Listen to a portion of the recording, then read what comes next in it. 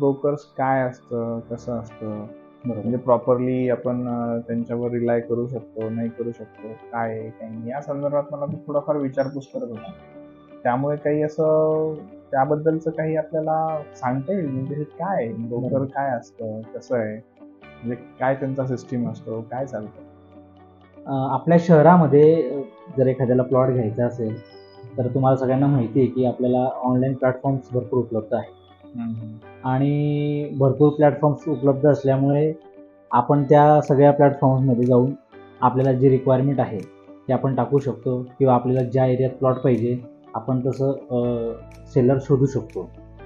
पण काय होतं साधारणतः या सगळ्या भागदौडीमध्ये प्रॉपर्टी असते एकाची, पण त्याचा तो समोरच्या व्यक्तीने जी प्रॉपर्टी टाकलेली विक्रीसाठी, तर तो खरंच मालक आहे का, याची थोडी शंका असते.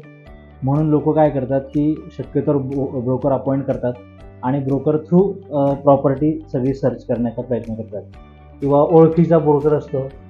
ओळखीचा असल्यामुळे त्याचा घरापर्यंत संबंध असतो, येणं-जाणं, फोनवरती बोलणं आणि तो आपल्याला विविध प्लॉट्स दाखवतो आणि आपली रिक्वायरमेंट विचारतो, की "सर तुम्हाला कुठल्या एरियामध्ये प्लॉट लागणार आहे?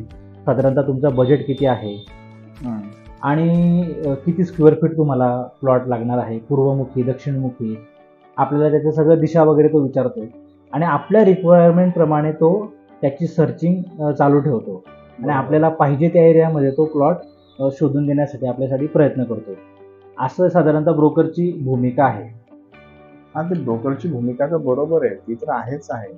बट त्यामध्ये त्याला असा डाऊट होता, की कुठे ना कुठेतरी आता म्हणजे त्याच ब्रोकरकडे तो प्लॉट असतो का? कारण की बऱ्याचदा असं होतं, की तो म्हणतो एक, पुन्हा एखाद्या तिसऱ्या व्यक्तीला फोन करतो, पुन्हा तो येतो, पुन्हा तो येतो. तर मग ते आपण कसं ओळखायचं, की नेमका तो त्याच ब्रोकरकडे आहे आणि ऑथेंटिक आहे? हो, बरोबर आहे ते.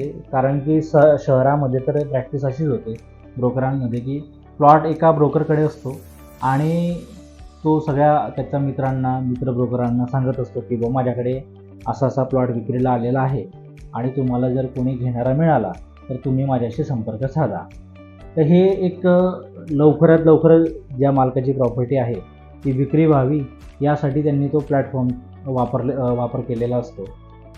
पण याच्यामध्ये आपण एक खबरदारी घेऊ शकतो, की बुवा ब्रोकरांशी जेव्हा आपण त्याला अपॉइंट करू किंवा त्याला आपण आपली रिक्वायरमेंट सांगू, तर त्यावेळेस आपण एक करू शकतो, की माझी मीटिंग जी आहे ती मालकाशीच होईल.